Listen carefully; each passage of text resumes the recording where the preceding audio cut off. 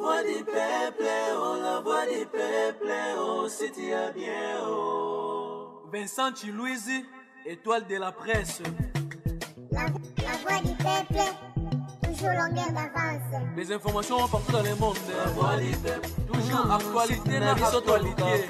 La voix du peuple, maman na maye, oh yango yo eye. La voix du peuple, avec Vincent Chilouizi, et ça la émission de la presse.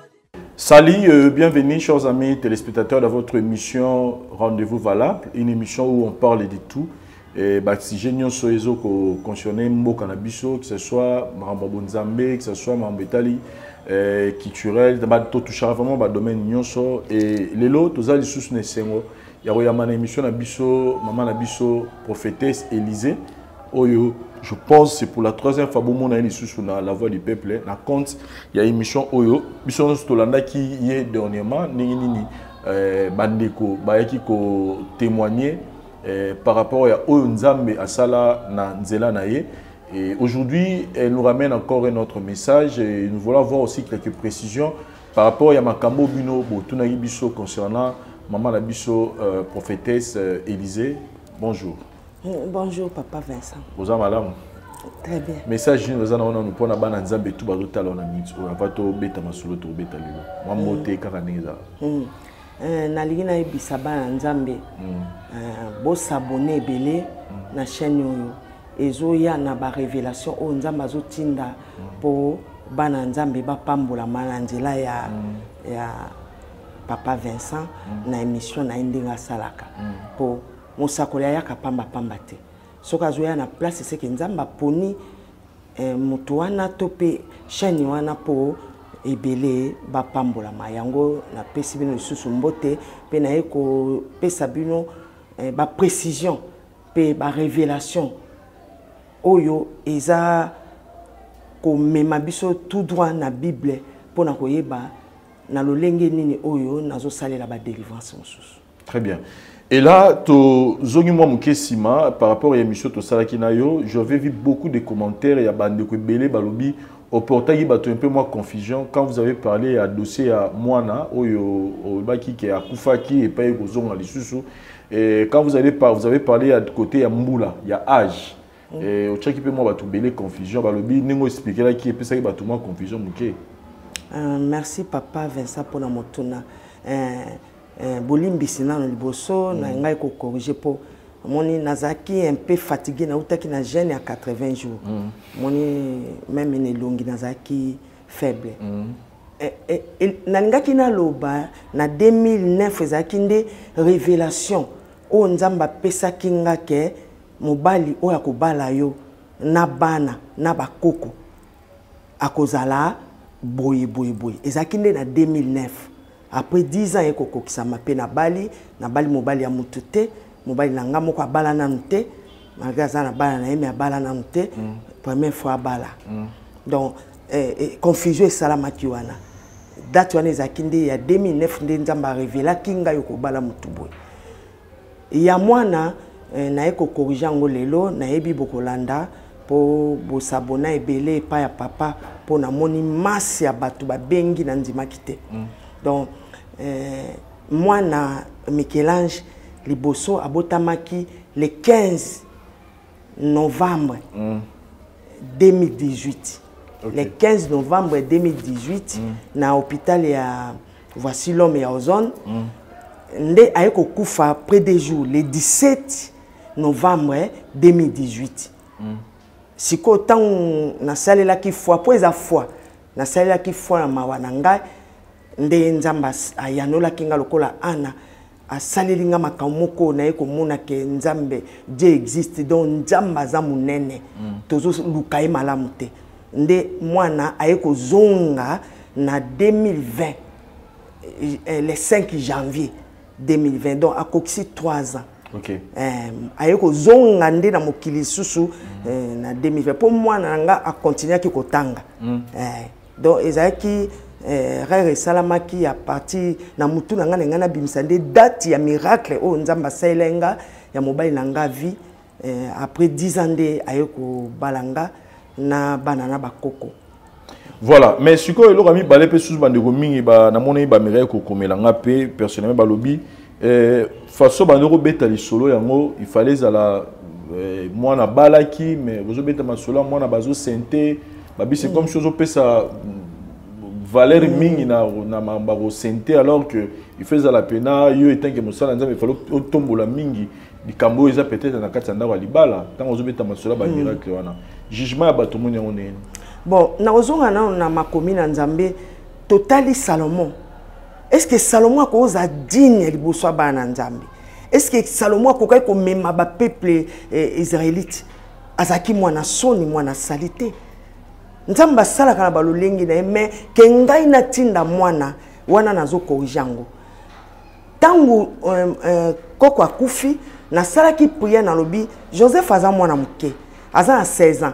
Akotanga ba classe pour alinga classe mingi tangu akokola tangu akobala mwana ya kobota mwana wana ndazonga omoni lokwa pe temps ya émission tokendaka mwa mbangu pona batan ndenge ezali ya mwana mwa ba maloba ezokesene pe kokokisa likambo ezana mutu no mais po loba boye suite à temps olobi mukuse donc ezalaki na sali bondeli mawa na lobi pona nini ngai nazo bondela bana baninga bazo bala na kadra kabango malamu mokili yebi ba yebinga mais pona nini na bana nanga likambo aboyi kendo sala mamondimi abebisa mwana nga mais Nzambe mawonga na zui na lingi mwana na ngai soki akoli azui diplôme na ya tangi ba classe na epo ba misusu bazui ba diplôme ba na licence.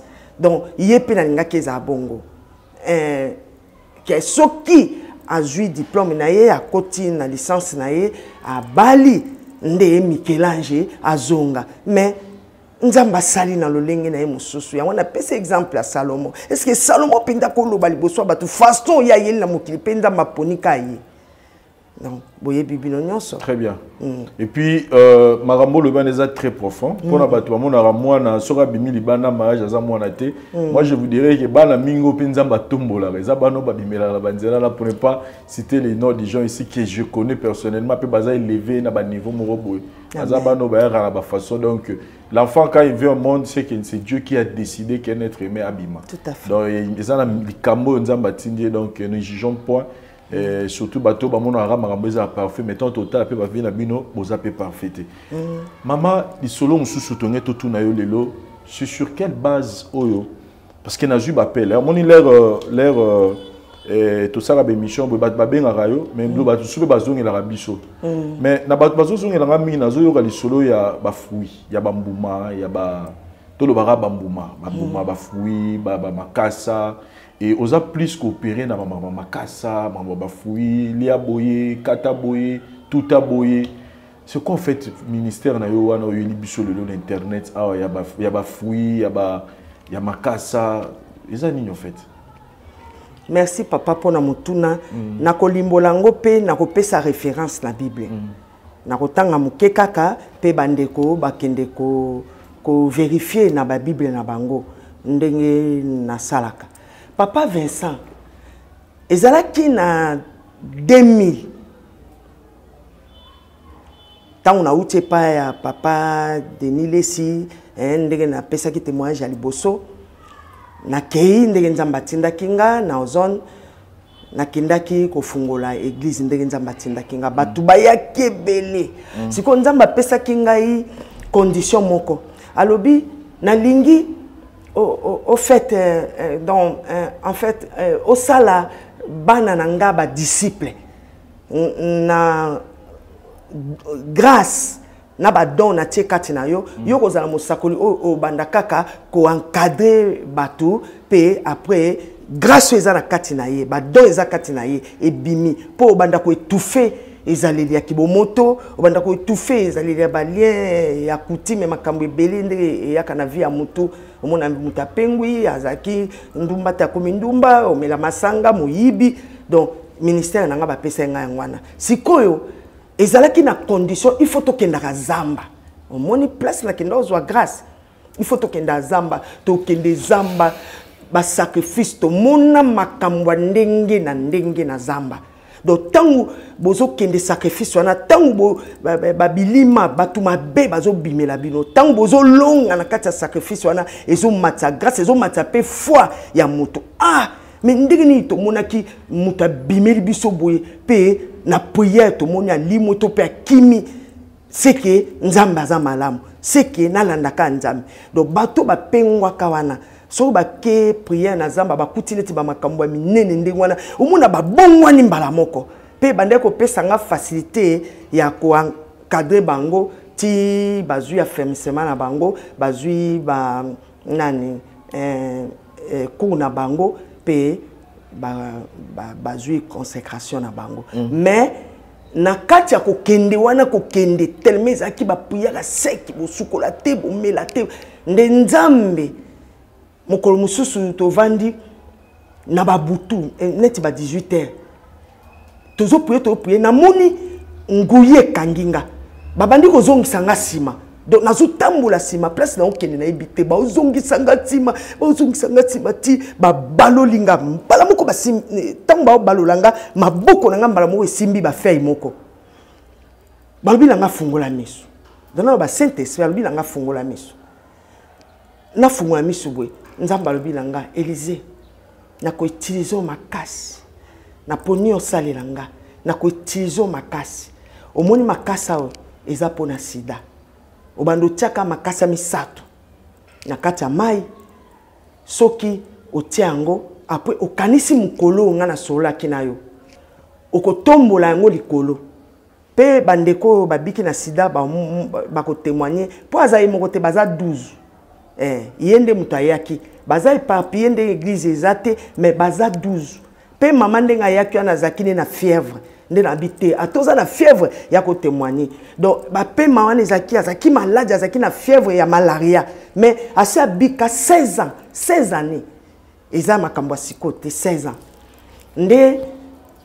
nzamba alakisaki nga alobi okotombola kopo obandi kosenga mawa na ngai pe ngala ko fungola miso komona makila ekokita na kati ya kopo soko moni mai oye se transformé na makila nanga nde opesi mutu soki se transformé na nte ko pesa mutu te pesa ki bongo pe ko sengela ngombongo te donc apesa ki ngai ba directive pe apesa nga mibeko nango alobi ko sengela ngombongo te pe ko melisa mutu boye te tango sali yango otomboli yango obandi ko senga mawa nanga ngai na kofungolo miso komona ndenge makile ko kita na kati ya kopo wana soki makila na nga kolo eswe kiti nde eza pona guérison alopesi mutu siko alobi na nga alobi po yeba tina matiti oyo eza matiti oyo ezo bomba eza spirituel ezo bomba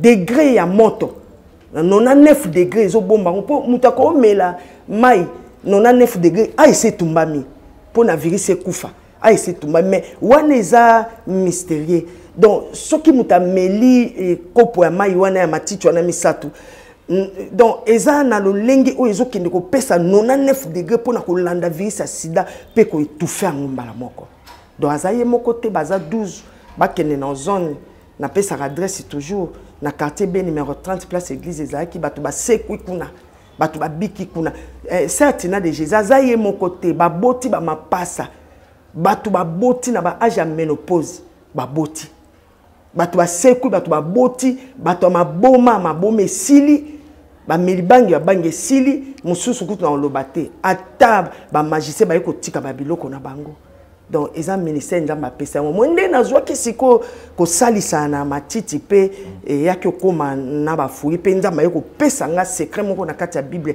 version na lobi ministère na yo ko sangisango na ko salisa donc to comprendre bien bato tout bazana ba problème donc yo ba problème tout o ba rokuta nango nzambe a aussi lisango na nzela na yo kara na ba fruits na ba matiti donc c'est comme ça que tu veux bato ba comprendre te na terre à parole na terre à parole de Dieu na betela ki solo tango na lobaki na bana arche batika ofinga pasteur Denis na lobaki no na utaka église na zoya tokutai na papa moko nzoke zaki kolo Yesu ngalo kwa na sema ki liloba loba ki na tombola ndia liloba na teyaka ba yebinga na zone na teyaka pe na prophétisaka pe na fermisaka bandeko likabo oyo eko bakisa mande na kacha don oyo nzamba pesinga.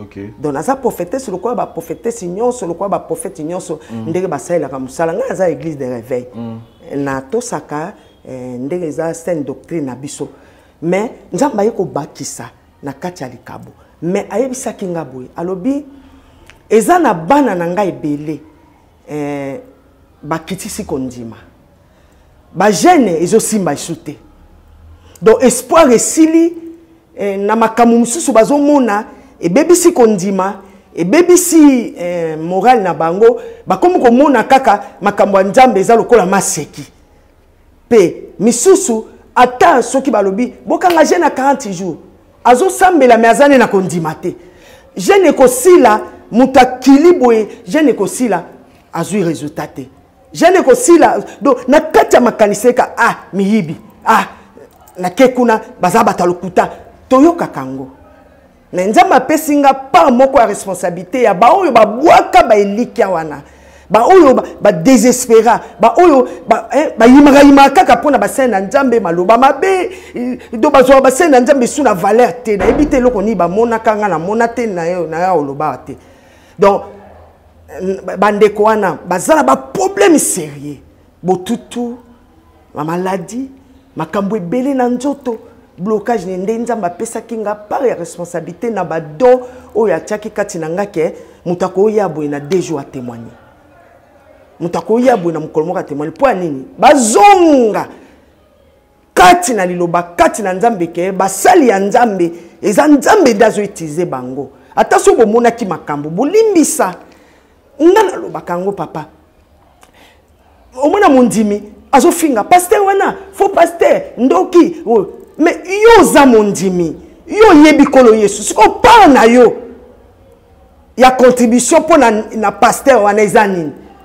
bakomba yaka makasi pour na basana nzambe tozo senga nde lisungi ya bandeko oyo balingi nzambe oyo balingi ko salela nzambe na lolenge ya kozala pembeni ya ba pasteur pembeni ya basali na ye baza na motema ya intercession ba kondana kabwete baza na motema intercession ke pasteur na biso abonde apo na biso bie to yamba ba mire to sabwe mais so ekomi boite to sangana to finga te to kimate to sala prière mais bango pe pas la responsabilité pour bango baza ba chrétien siko bilo boza ba chrétien ko finga est-ce que ça autorisé mokolo ko finga eza déjà malédiction de génération à génération mokolo tant ba benga mama papa okobenga pasteur aza oyo azo batela ba pate oyo nzamba pesi responsabilité azo représenter parents na yo o finga parents est-ce que somo wana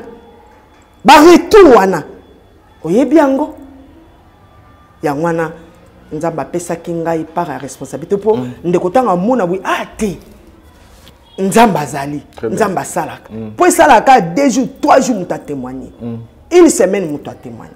Donc, ils ont un bakir, bandela, kota, bima, 1 mois, 2 mois. Oh, jeune, on était. Donc, ils ont bengi à expliquer aux révélations, ils ont appliqué à ce résultat 3 jours, 1 semaine à Biki. Oui, papa. Pour Moussoussou, ceux qui n'ont pas le salaire repentance. Moussoussou, c'est un zamba loba. Donc, ils ont même ta dirigeant. Abi loba na salaire repentance à Vabika. Pe Moussoussou, loba na ye, a sala ba prière, na pesi ba verset, on zamba pesinga.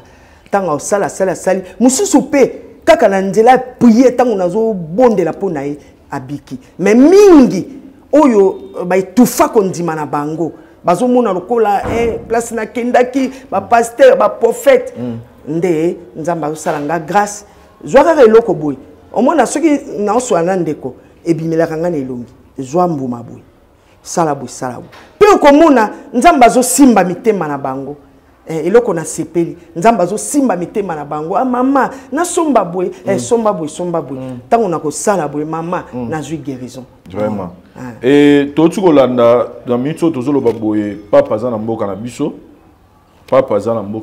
mais c'est ça na mitso pendant que biso na tozo sala émission awa réaction na yo par rapport à Roya Papa Ezani En tout cas, pour nous, sur le plan spirituel, l'impact, il n'y a pas pesé dans beaucoup de choses qui ont été mis dans le au moni pape, a représenté Nzambe.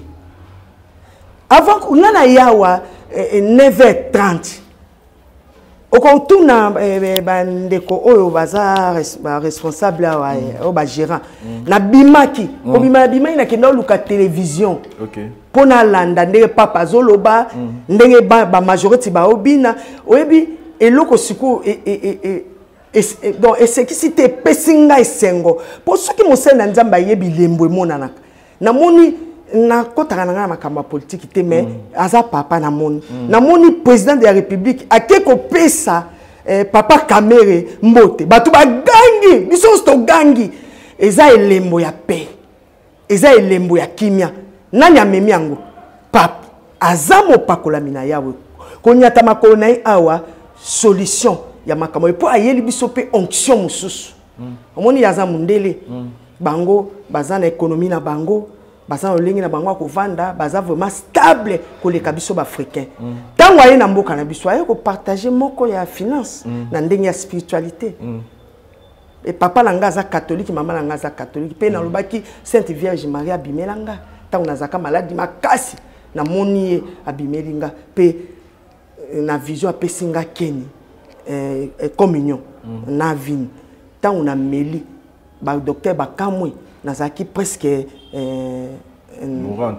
mourante pe nazaki presque na coma donc na coma mbala moko na biki na zui eloko na lie pe Sainte Vierge Marie lobi nanga lobi ba pesa yo pomme ba pesa eloko musute po dans saki 4 jours na liate na obunda na batu bazo ya po ba tianga matiti ba itufenga na kufa ba demo allez na ngambu pe ya nzambe ba ange ba kiti bitumba mutu so inga kufa mona na makambo nde na ke mona Sainte Vierge Marie akiti na oyebisa kutu batu na mona Sainte Vierge Marie na bangi na lobi onani na lingita lobi ezangai azo seka pona ni na bomba makambo aboy bafinga na bango papa ngana loba makambo minene oyo batu bazo ressusciter conscience na bango ke nzambe azana pouvoir minene na kitisi na batu na ye.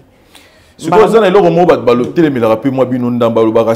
ce que vous êtes en train de dire, que c'est vrai, Dieu a un solo, mais le problème, par exemple, le problème, c'est que tout le monde a guerre, a guerre, tout le monde a bande, la sécurité, c'est passé, mais implication nous a nini peut-être sous stratégie to ligne pour que moi tu na est kuna moi kimia eloko oyo na parnanga eloko oyo nzamba la kisangai eza na koko prononcer yango ate bolimbisi donc moto azangi respect na mokolo mboka oyo batu bazangi respect na mikolo eza sous malédiction nazo bimisela oyo nga na monaka donc mboka na biso makambo ezo simba te to sambela mais ba chrétien so ba simbi ko finga basali na nzambe abatami na kuku azo finga mosali na nzambe wala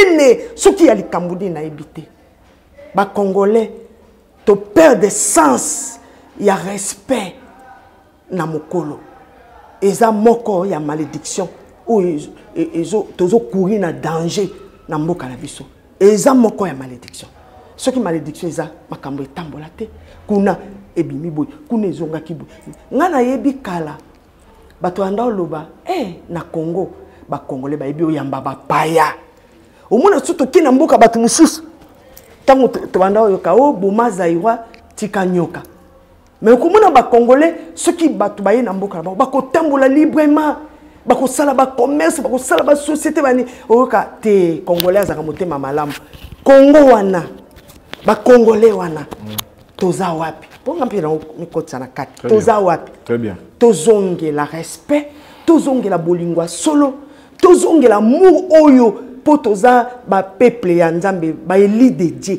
tozonge la amour wana soki tosali yango ba révélation ya nzambe ekobanda osalama na pona likambo obosala bu solution ezwami pona likambo obosala bu ba pasteur tosangana ba mama tosangana ba papa bilenge jeunesse bino boza venir à lobby ya mboka na biso to sangana. Donc eza pona nga mosakoli eza suite ya yango. En tout cas, merci beaucoup maman Élisée. Je pense que tu as tamingité par rapport à message que vous avez sur le lot. Bande goba hôtel la biso oyo bazana ba problème numéro ya maman Élisée on les a affiché au bas de l'écran bo benga yemoko pour que vous encore plus de détails mais au rassurer tout que dans le ministère na yo nzamba zosala. Nalingi na pesa bande ko référence pour bapengwisa yo te tango bengi ngai seki nzambe atie yo na nzela na ngai mutu aloba te mama wana bambuma baba nani eza teke na sali yango na lolenge na nga moko yango na pesi témoignage na nga eza référence ya oyo nzambe apesi po tembe ezala te sikolo kwa toza ba chrétien makambo eza nzambe nde mutu a révélé siko il faut ezala na fondement nango nazo tanga muke bino boko banda na 2 rois 20 bozui première 2 rois chapitre 20 bozui premier verset boye nango tina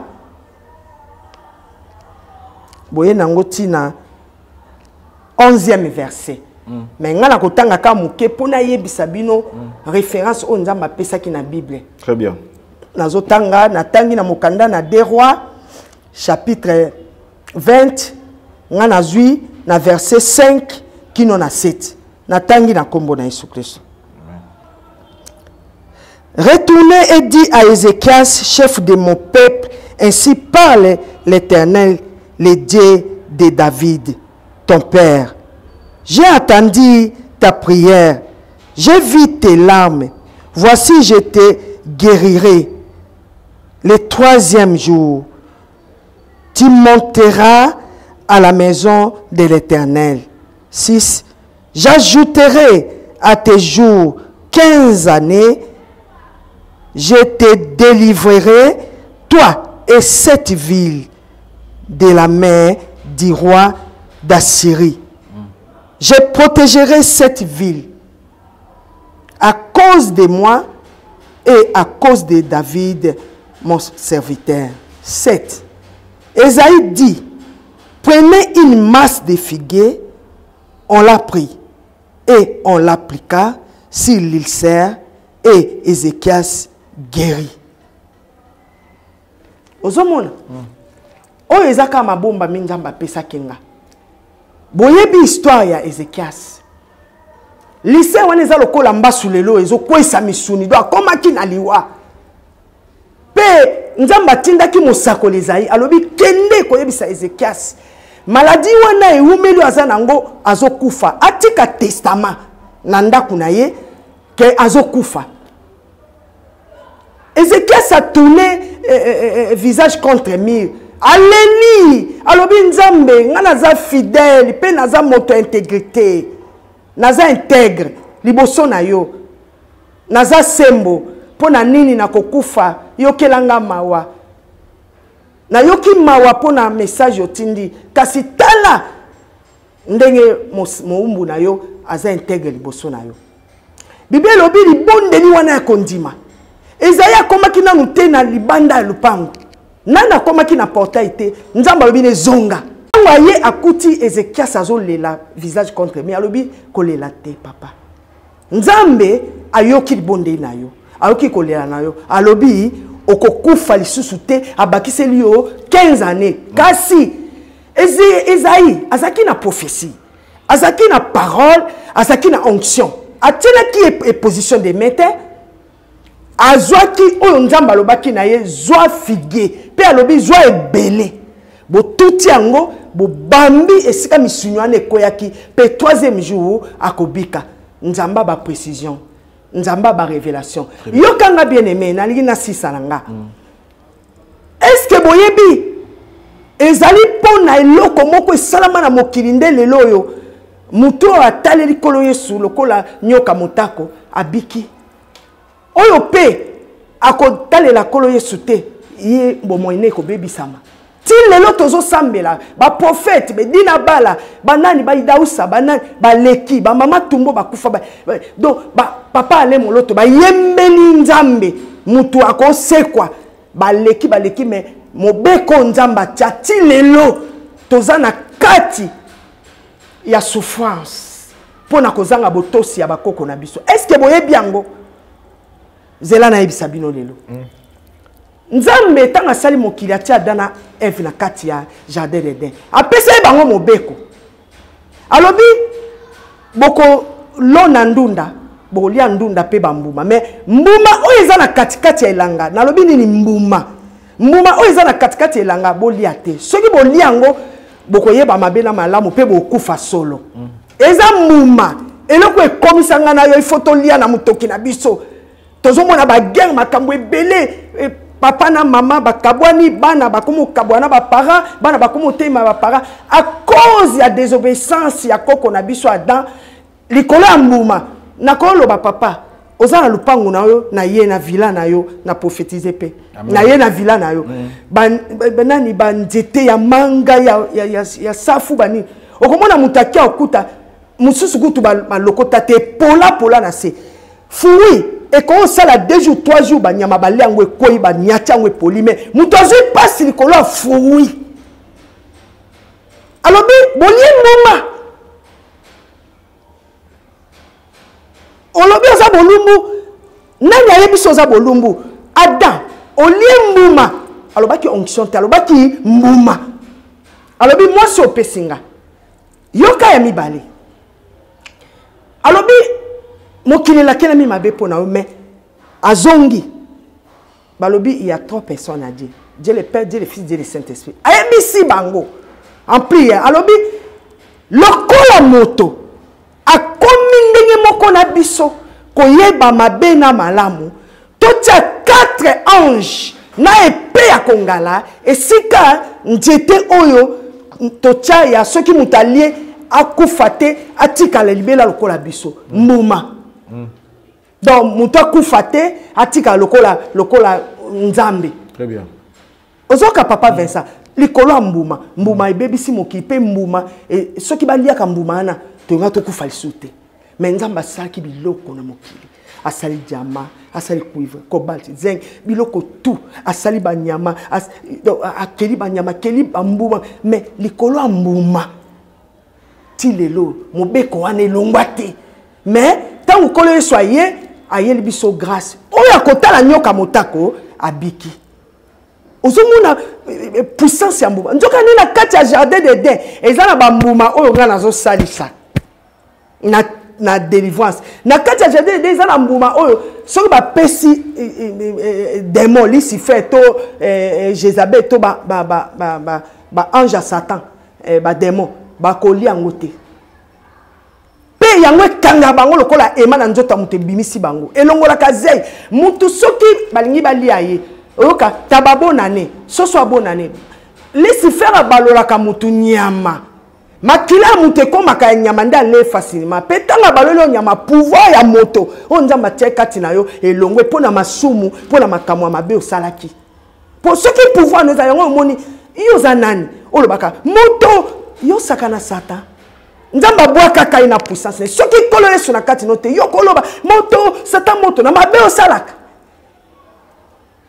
donc ozomona donc eza pona kolo yesu nde ayaka kokota na kati na biso pona kobunda na monguna donc Satana aza na pouvoir na ye oyo nzambe atiaka ye tango alingi détruire moto na mabe moto ye moko asalaki tango aye na bomo ya moto papa abalolaka ye nyama za na zei nyama za na solo nyama za na basili ozwa musala ndeni ozwa libala ndeni ovanda pembeni na mikondi ndeni yo ozobimisa solo ya zei donc eza na mbuma oyo nzambe apesi ngai soki na sali bademo baobima bango moko baokota na kati ya mbuma wana bademo baobima bango moko baokota pe zei ya nzoto ya moto elongwe moto abali moto abiki moto aboti moto asali makambo ebele eza na mbuma mususu eza na kati ya jardin tolobelaka mbuma papa eza na mbuma mususu eza na kati ya jardin d'Eden eza étoile toloba chance te chance baitizaka ngo na donc étoile ya mutu eza na mbuma eza na kati ya yango étoile epeli Oh. nasalaka il faut sikoyo mokili monake nzambe aza limité te aza nzambe multi système donc ba système na ye asalaka na baoyo ya li toi wana do ba faire ni ko fungwa ba business na ya papa soki puya ici na oyebisa soki faut ba na pas la soki monsieur ici na oyebisa papa ezate ke mutamonika boye mama Elisa te eza na onction na yango nalobaki yango eza na oka matiti pamba mais tango na kotombola est-ce que yo yebi na tombola tango na tombola makila kolo Yesu nde ekokita na kati ya mai wana nde na pesi mutu sida biki. OK. Donc bandeko oyo balingi babenga bobenga papa Vincent oyebana nde boye oyebana nde boye na bandeko babengi nga ba féliciter France a gagné na luka polémique te France a bimi premier kopambola ngai na bana nanga France après bandeko na biso a Belgique esika banoko batikali simate Londres alobi biso pe toza Allemagne papa tina Australie babengi na lobi na yo batu babengi bapamboli siko pona bandeko oyo baposhaki nga po yebani baposhaki nga po na misala babani deja oyamba ba miracle na bango amen mutu akimisa yo te tango bengaki mama omonaki nde omoni bandeko batémoigner mutu ndeko a poison na banda opese kaka nani miel na baloli na mungwa na huile d'olive ameli bimi 3 jours poison esili na yebisa yo omoni batu mususu wa loba na sagesse mungwa kaka na huile d'olive na miel na baloli na bondeli so ok e osimba te benganga onction na baloli mutu asali salite 3 jours Junior Kamba ye wana za na bomono a témoignaki a témoignaki OK na ganti bato ba bengi ona te o a témoignaki te na en tout cas nzamba pambola bino papa France nde France mama Elise pambwama donc ezala bandeko na biso Braza o Congo Braza o baza na poto na o baza pe ba bengi en tout cas naza fier. J'avais vu même des commentaires en monde na Belgique a témoigné qui sur Marabe Belinza Mbasala na katikati na vie na ye na nzela na yo aza suko na poto abi que ye aza témoignage vivant ya misala onzamba do sala katikati na yo aza déjà na poto abi nzamba sala belé na nzela na yo na famille na bango elle m'avait vraiment écrit une box. Chers amis téléspectateurs, maman Toromi Nasuka moi mboté et puis tout si ça na biso po numéro de zawana bandeko ba benga comme ça te recoute na sous prochainement pour na aborder ba sujet mususu. Amen papa. Na pesi mbote na ba congolais nyonso. Na linga kabino makasi. Pe nazo kebisa bandeko. Nzamba rappelinga. Papa Vincent basali groupe na numéro ali banda na kombo na nga mutu asenga mbongo te. Nazo senga mbongo te. Oh mama Elise mutu asenga mbongo te. Bakotaki déjà on dirait 7 na sali groupe te. Mutu asenga mbongo te. Lobande ndenge na tiaka giga $5 soko ko tinda giga 2 giga 4 giga po boza ebele. Donc batu babenga baza plus de 3000 namba oya kupambola namba o ba sengi donc plus de toi mboka tiba mboka misika Angola donc ande comme sukutu bazo ya ba monanga ba misuba uta poto ba ya ba monanga donc ndege zawa na senga mbongo te ngai mamelize yeyo na senga mbongo te soki nde oza na mega na yo mega za ba mutu pesa nga pambola oyo eza mabete ye moko pambola nga mais basali groupe na kombo na nga po basenga eloko nini nzamba lobana nga ta maladie ya sida ko sengela ngolo ko te so sengela ngolo ko onction kiti donc na senga kana ngate yo moko soki opambola nga mais nga nazo tala musala po o ezanjela na nga paradis. Très bien.